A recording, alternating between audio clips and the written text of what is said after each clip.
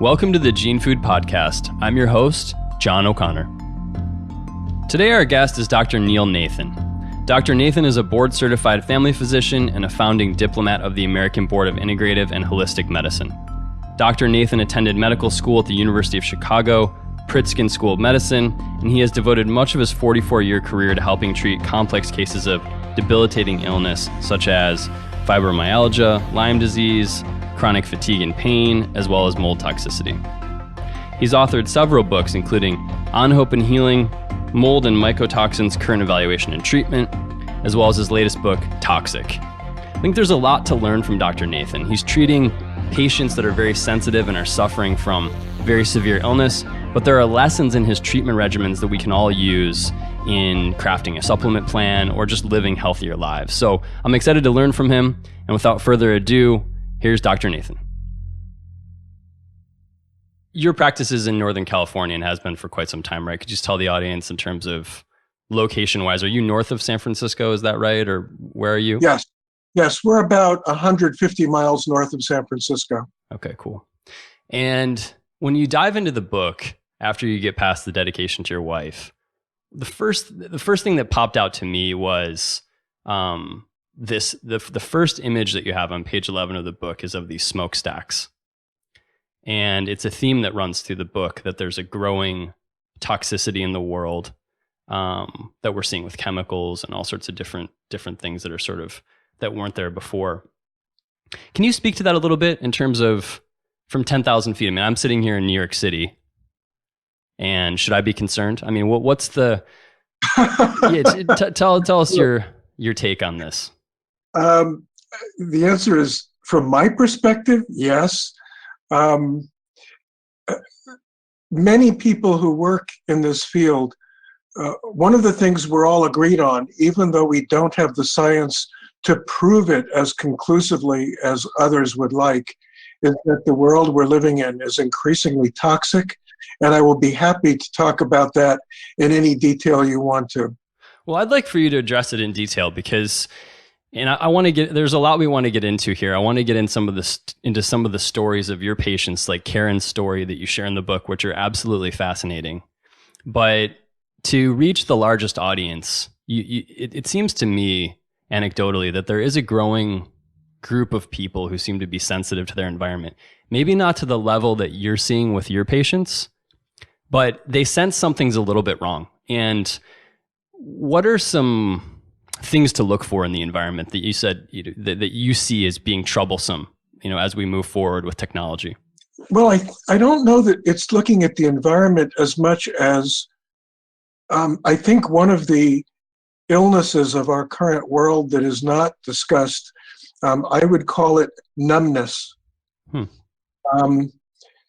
I think you can see the effects of that numbness in such things as the increasing violence in all the movies that we show. I think that in order to even reach people, Hollywood realizes that it needs an increasing intensity of visual imagery for people to even be affected. I think we can see it in multiple other ways where the electronic world that we live in is such that we don't make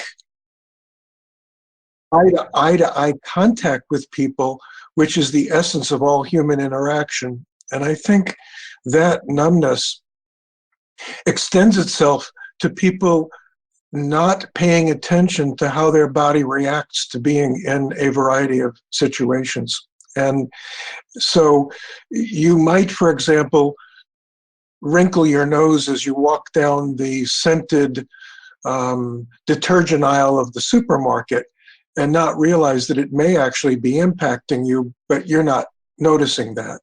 Or walking into certain stores at the mall where scented products are prominent and going, I don't really want to be in here, but not really noticing how your body is responding. And I think that's really a more common phenomenon than people realize.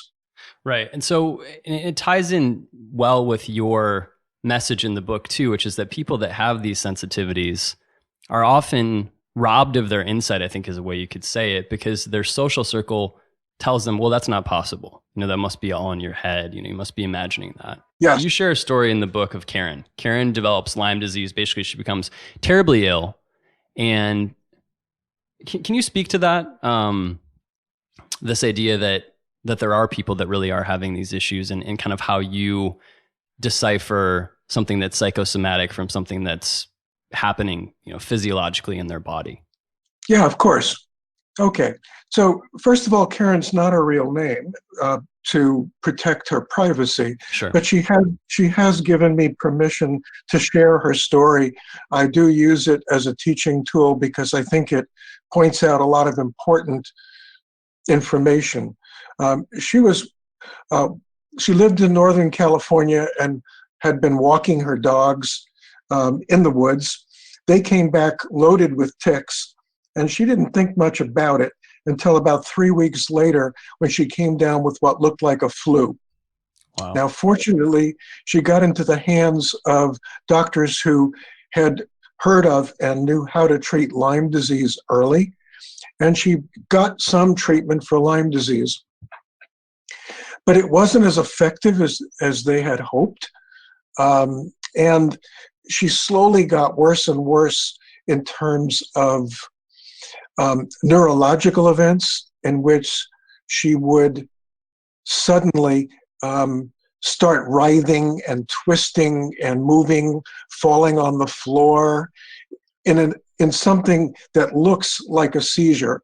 I have videos of that, which I use in some of my medical presentations to show audience members what that looks like. But your listeners, John, could view it as looking like a seizure, but not quite. Technically in medicine, we call that a pseudo-seizure. It's actually a true neurological event.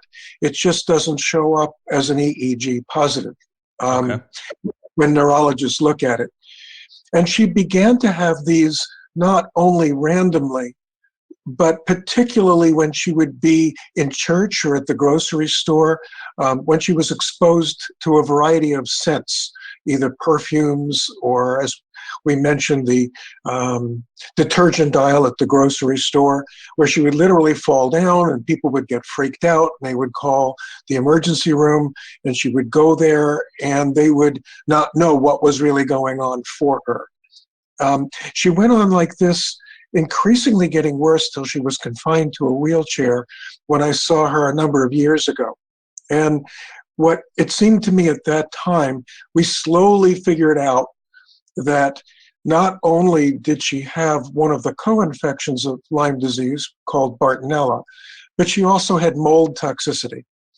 And she was so sensitive at that point that she could only take minuscule doses of the medications that we use to treat those illnesses.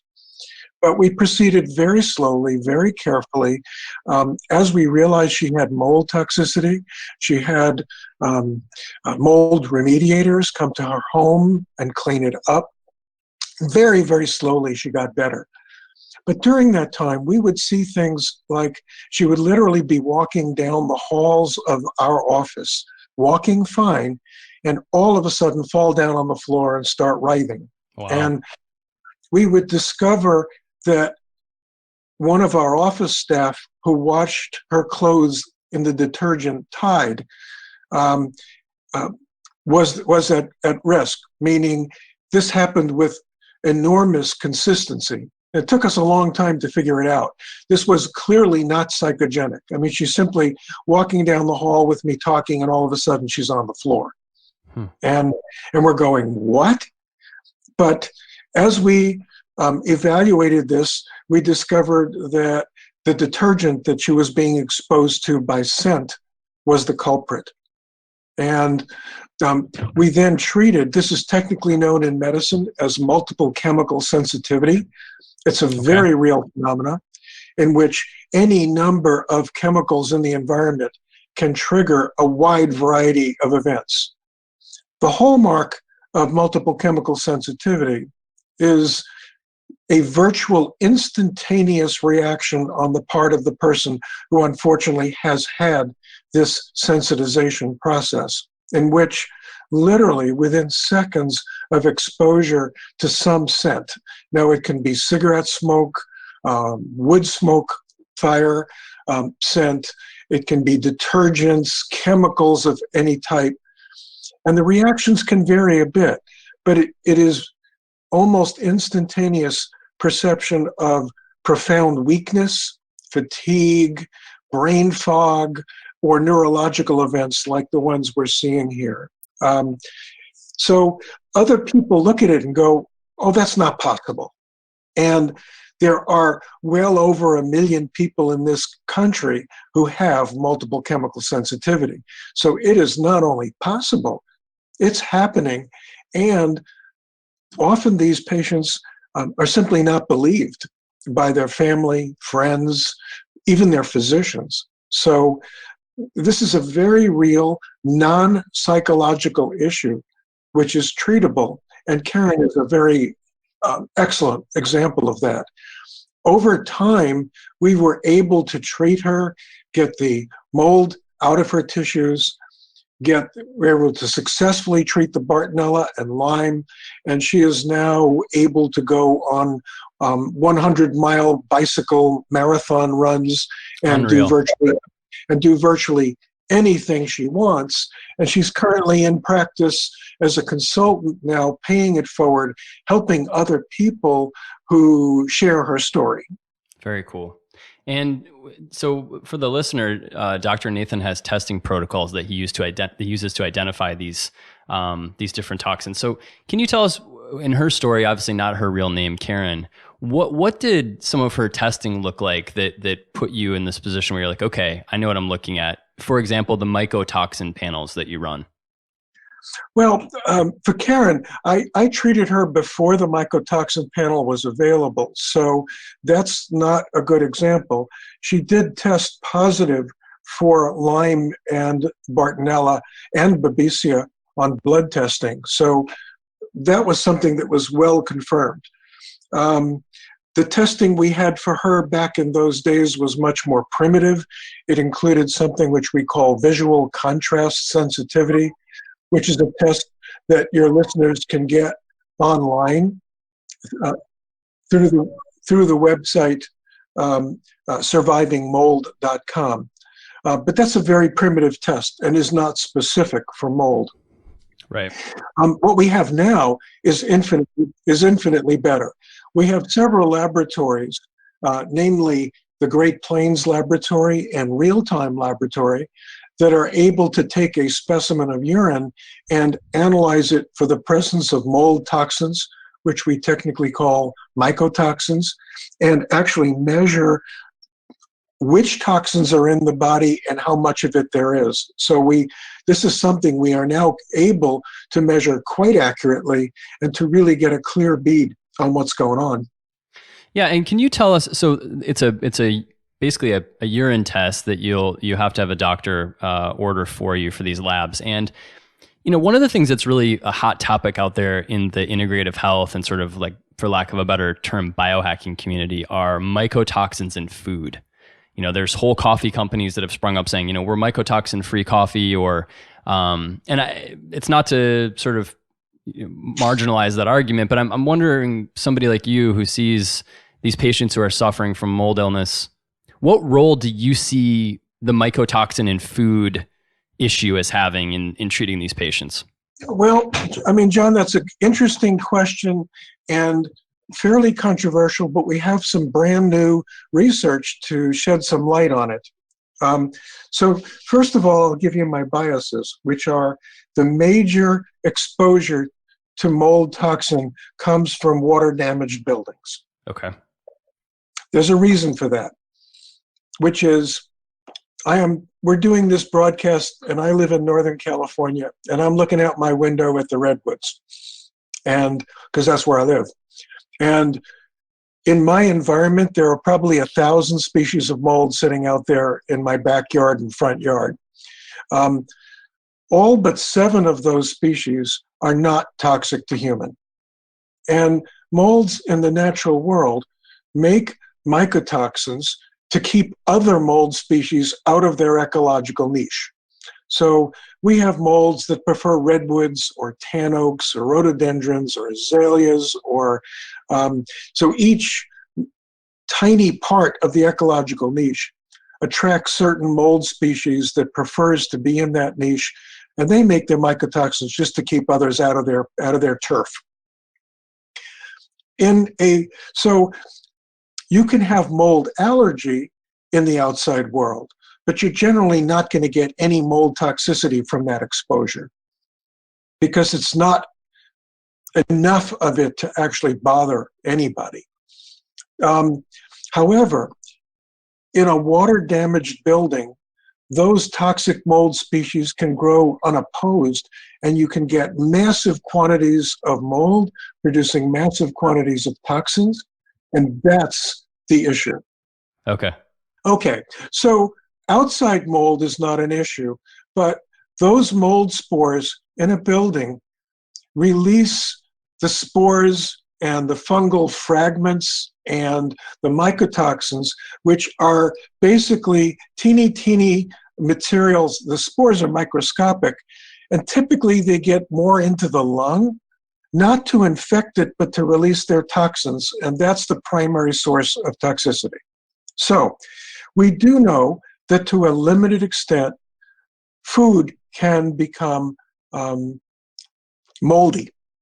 And there are, for example, a number of papers in the medical literature showing that if you have a particularly moldy silo filled with grain, you can really do damage to a number of people. But that is the exception rather than the rule. So many foods are known to potentially be moldy. Coffee, as you're pointing out, is one of them.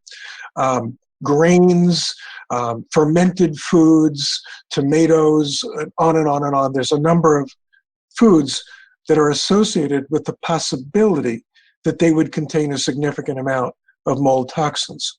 And it has been proposed by some that the primary source of mold toxicity is our food, and I would like to suggest that that is not true. It's never seemed true to me. We've just done a study with the Great Plains Laboratory, which went something like this. We took 10 of our patients, and we had them avoid all potentially moldy foods for 10 days. At that point, we got a mycotoxin urine test on them. We then had them pig out on those foods for 10 days and then repeated the urine. And what we discovered was actually a little bit surprising. I only have results back for 6 of the first 10 people to participate, and 5 of those, the mold levels went down when they ate purportedly moldy foods. Interesting. In one patient, there was a slight increase, particularly in ochratoxin, which is probably the main mycotoxin that you'll get out of food if you're going to get any at all. So, first of all, I don't believe that there is a significant amount of mycotoxins in the food we eat generally. That doesn't mean go ahead and eat moldy food from your refrigerator. Absolutely not. But in general, the foods that can potentially contain mold do not contain enough to make people unhealthy. And then you'll see all these websites saying you've got to have bulletproof coffee because it does not contain any mold. Right. Now, I'm going to expand on that just for a second. I do suspect that certain people are genetically more predisposed to handling mold toxin with more difficulty, and I'm sure that we will find selected individuals where the minimal toxins in food may play a role for them. I don't think it's going to be the biggest role. I think the inhaled mycotoxins from water-damaged buildings are the biggest culprit, but I think we will discover that in a few people, yes, it plays a small role. So there's a bio-individuality to it. I want to piggyback on that, and you say the inhaled mold, because one of the things I think is really interesting in this universe of mold toxicity and people trying to diagnose these sort of unaccounted for chronic problems that they're having is air quality. We touched on it at the beginning of the podcast. You're talking about the rise in certain man-made, inorganic pollutants, things of that nature. There are people out there. There's groups. There's a group. It's called the Locations Effect group. I'm not sure if you've brushed up against this in your work, but they practice what's called a mold avoidance lifestyle. So they will literally take an RV and they'll go out and they will live in environments where they feel like they are better off because there's no mold in the actual outdoor air. And having lived in Austin in the past, I do know that the mold spore count in that city, which is a phenomenal city. I love Austin. It's I have nothing but positive things to say about it. But the mold spore count in Austin and Texas Hill Country and some of these environments will get very high. What's your sense of things in terms of taking the moldy building side, which we know is an issue, and then how about inhaled mold from just the environment? Well, again, when you get a mold count, you don't usually see the individual mold species listed. And again, only 7 or 8 specific mold species are actually toxic. Now, when the mold count is high, allergy can certainly be an issue. So I'm not debating the allergic component, but mold toxicity and mold allergy are really different creatures. One of them looks like allergy, meaning itchy, runny eyes, congestion, throat that feels a little bit off, asthma sometimes. Those are allergy symptoms. Mold toxicity is a much, much more profound illness involving intense anxiety, depression, joint pain, muscle pain, again, shortness of breath due to toxicity, not to allergy. All kinds of intestinal issues, severe diarrhea, constipation, heartburn, abdominal pain, and increased sensitivity is caused by mold. Sensitivity to light, sound, EMFs, food, chemicals. So all of these things are a much different creature than merely being exposed to mold in ambient air. In terms of the group that you're talking about, which I do know something about, some patients who have had mold toxicity have become understandably almost paranoid about their exposure to mold. And to a certain extent, treatment involves balance, meaning if your fear of mold exposure becomes overwhelming, part of the problem that mold toxicity triggers is what we call limbic dysfunction. The limbic system is the part of the brain that controls emotion and sensitivity, cognition, pain, and energy, which is symptomatic for many of our patients. And we've learned that the inflammation and dysfunction of the limbic system has to be treated and rebooted for those patients to get well. Those patients who have gotten really, really caught up in mold avoidance, I fear, have a limbic issue that they've not addressed. They're living in fear, and that adds to the problem and makes it very difficult for them to get well. Yeah, and that's an important point I think you're making, which is that we don't want to marginalize anybody's experience, but there is this balance between identifying things in the environment that are harming you and developing an attitude that, all you see is potential harm. I think that's a great point. For people who have had, we know these cases, Karen's story, the people that have had these really severe issues. Can you speak to somebody at home who might not have something that's terribly debilitating, but is feeling as though they have some of these symptoms that are consistent with some low grade mold issue, maybe GI issues, perhaps sinus, cold hands and feet, things like that seem to be growing with increasing prevalence? Like, what do you say to the people who are kind of looking to optimize, who aren't, bedridden, like some of your very sensitive canary in the coal mine patients? Well, right. My message to everyone is, if you have any symptoms at all, listen to them. It's your body's way of trying to communicate with you and say, hey, I've got something going on here. Pay attention, and if you can figure it out, do something about it. If you sit on these symptoms and you have some degree of toxicity, it'll just get worse if you let it accumulate. The toxicity in our environment is accumulative.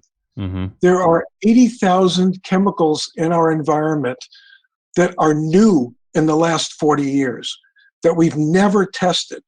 Of those 80,000 chemicals, only 500 have ever been tested for their safety in human beings. So there's a massive influx of chemicals in our environment that we know are not safe. Maybe the most prominent of them, and one of the most toxic, many people don't realize, is those that contain glyphosate, which is the major ingredient in Roundup. So if people are not eating organic food, and they're particularly eating a lot of foods that are known to contain Roundup, like grains, corn, soy, etc., they are exposing their body to toxins that will make their liver have to work overtime to get rid of it. Yeah. And so our livers are currently being taxed to try to process these toxins in a way that has never been experienced in human society before. So I think it's really important that people not blow off what they might think are minor symptoms, but rather to pay attention to it and go, maybe I should be doing something about it. Maybe I need to be doing something in the supplement category to support my liver, to make more glutathione, to process these toxins better, to help my gallbladder work better, to process these toxins, to help my gut work better, to help get this stuff out. And I think that would be my message for people having minor symptoms. If you ignore them, there's a significant possibility they'll get worse, and that is not going to be of help to you. At a certain point, you will cross some threshold where it isn't going to be easy to fix it. It's going to get really complicated. Sure. And that's when you get in a pit and you have to dig a lot harder to get out. You touched on supplements. You have a very interesting approach to supplements in your book. And I think there's some wisdom with how you discuss supplements that everybody can take some value from. You say take supplements that can improve the function of the liver and glutathione. And what we see out there is there's so much hunger for this information. People are out there, they're reading the blogs, they're seeing the theorized benefits of supplement A, B, and C. And then they're taking, 15, 20 at a time, and they're taking these really high doses. And one of the things that's fascinating in your book is this approach you take with microdosing supplements and really balancing in the regimen and the dose that you give to these patients. Can you speak to that and tell us, I think the listeners would be shocked to learn just the tiny amounts of these different supplements that you offer up and why you take that approach. Sure. One of my mantras is, if some is good, more is not necessarily better. And let's take methylation as an example of that. Your listeners may not know that I wrote with Rich van Koninenberg. We did one of the first major studies on the benefits of methylation supplements in treating patients with chronic fatigue and fibromyalgia. Okay. We did this back in 2007. We had a grant, a research grant, and we took 30 patients with documented chronic fatigue and fibromyalgia. We measured their ability to methylate. We did check SNPs, but the actual measurements were measuring many of the components of methylation, meaning the various folic acid derivatives that constitute the folic acid cycle. We measured SAM, SAH, adenosine, reduced and oxidized glutathione, which are the major components of how the body makes glutathione through the methylation cycle. So we did a before and after, and we put patients on 200 micrograms of 5-methyl tetrahydrofolate and 2 milligrams of hydroxy B12. Okay. And in 3 months, we had normalized many of them. By 6 to 9 months, and this was a long study, and patients stayed with us during the whole time, we normalized methylation in every single patient on those doses. Fascinating. I want to continue on this path, but just for the listeners who aren't familiar. So can you speak to the difference between the forms of folate and B12 that you used versus what's out there in some fortified foods? Because you're using methylated B vitamins to do this, correct? Correct. And what are those for the listeners that don't know? So I'll make a few comments which may surprise some people. Okay. First of all, many people do not know that methyl B12, which is used in many of the protocols, actually has a feedback loop in the body. So when you take methyl B12, it goes, oh, okay, you got all the methyl B12 you need. I'll stop making it, which is a major component of the cycles of methylation. Huh. If you use instead hydroxy B12, that doesn't happen. So you can feed the body B12 in a much more effective way by using hydroxy B12 rather than methyl B12.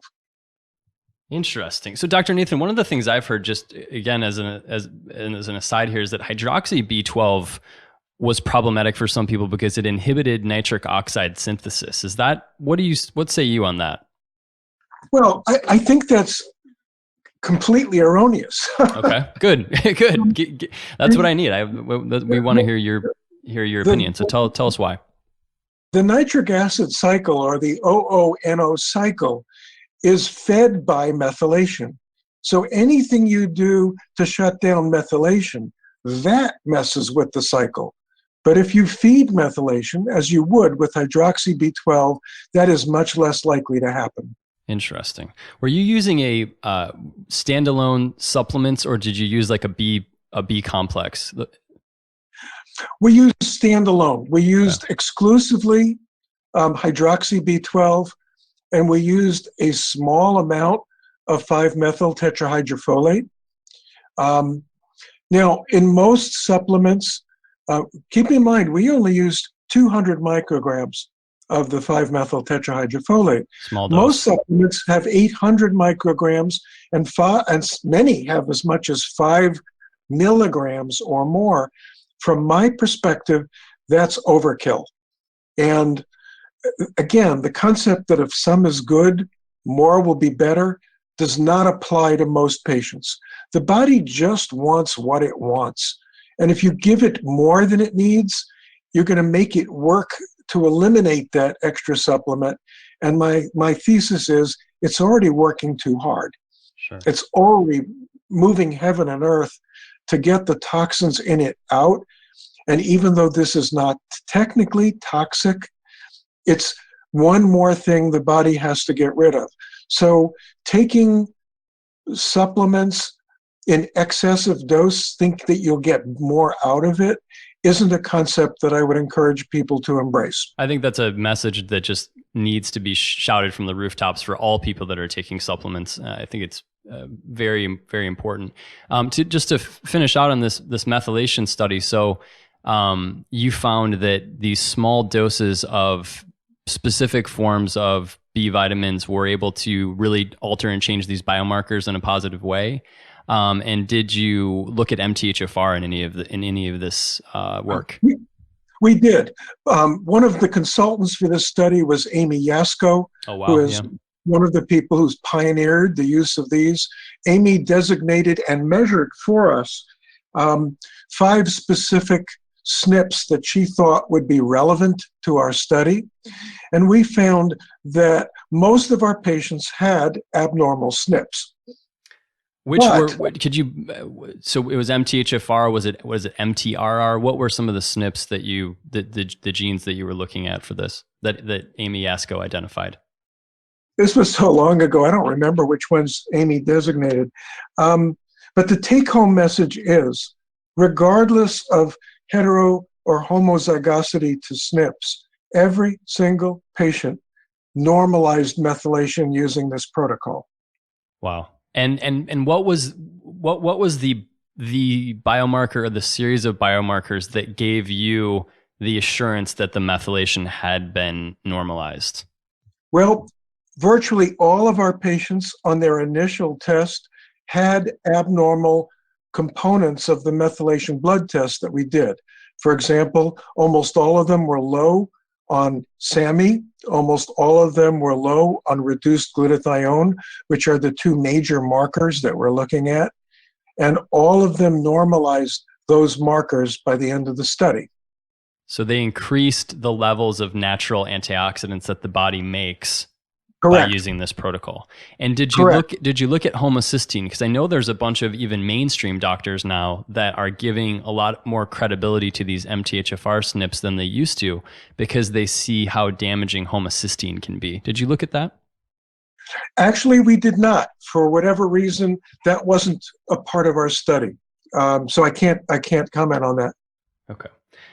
One of the issues that we also wanted to touch on that we haven't gotten into, I want to take a minute because I think the audience, our audience is going to be very interested in hearing from you on, is you have these issues, you have mold toxicity, you have impaired methylation, and they create this downstream cascade of issues. And one of the things that I seem to be taking away from your book is that the cascade of symptoms is driven by cells called mast cells. And these are basically very temperamental immune cells that kind of develop a trigger finger and start shooting at everything. Every single thing you put into the body, they start shooting at once mold or Lyme is present in the body. Can you tell our audience about mast cells and what you see in your practice about how they can behave when they're unhappy? Sure. Mast cells are a very important immune cell. They're found in every tissue of the body, but especially in the tissues that are in contact with the outside world. So, for example, there are a lot more mast cells lining the gastrointestinal tract and the sinuses than there are in other body tissues. And what they do is that they monitor the body for infections and toxins and coordinate the immune response with the nervous system to those materials. So if they're doing their job, nothing much happens. You are exposed to toxins in small quantity. If your body is constitutionally strong, it works fine.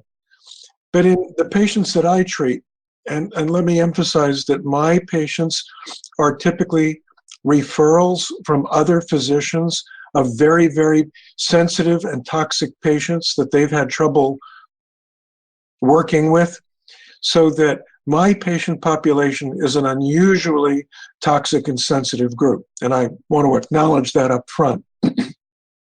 So what happens particularly with mold toxicity and with the infection Bartonella is that that toxin and that infection sensitizes these mast cells, so as you are correctly pointing out, they become hypersensitive and hyperreactive. And that means that if you eat or drink anything and they are in an irritated state, they will release what they contain, which is primarily histamine. And patients can have an immediate reaction to histamine, which would include things such as itching, hives, palpitations, anxiety, abdominal pain, diarrhea, shortness of breath. All of those things, if they come on immediately after eating or drinking something, is a tip-off that your mast cells may be activated and need to be treated. Yeah, and what I hear you saying in the book as well is that because these mast cells are going to be in flux in terms of how they're responding to different inputs, theoretically you could put somebody in an environment where the environmental toxicity is such that they're having an immune system reaction. Then they start reacting to a given food. You put them in an environment where there's less of a reaction, the mast cells quiet down, they have no reaction. And you describe this situation where that's very frustrating for the people that are friends and family members of these people, because they say, "Hey, you're eating tomatoes. I thought you were, super sensitive to tomatoes. Why are you, what's the deal here?" Their food sensitivities are constantly changing. Is that because of the temperament of the mast cells sort of is in flow over time? Yes. What looks like food allergy, and keep in mind that in food allergy, ultimately histamine is released as well. So you can get a similar reaction, but not as fast. But it isn't a food allergy. So for example, with the example you gave, say tomatoes, one day you could eat it and do fine, and the next day you can react to it fairly violently. It has to do with the state of reactivity of the mast cell and not to what's being put in the body. To emphasize this point, if the mast cells are extremely reactive, people can react to drinking water with a reaction of this nature. Wow. And if someone from the outside, I've even seen physicians go, that's nuts. You can't react to water. Well, the truth is, yes, you can. And in fact, that is a diagnostic description of what mast cell activation looks like. And to kind of put a bow on this, it seems as though your position in your book, Toxic, is that at the end of the day, if people have mast cell activation, it's very typically going to be caused by these foundational issues of mold and Lyme. And then the downstream effect is that the immune system starts hyperreacting because it's being irritated by these foundational issues. Is that if you wanted to give a take-home message, is that how you'd summarize it? Yeah, I think that is a decent summary. So I know, Dr. Nathan, that you're short on time. It's been a really good conversation. I think there's been a lot of pearls of wisdom that you've been able to share with us. And the new book, Toxic, is just chock full of a lot of great information. We appreciate you sharing your Friday morning with us, and keep on with the great work.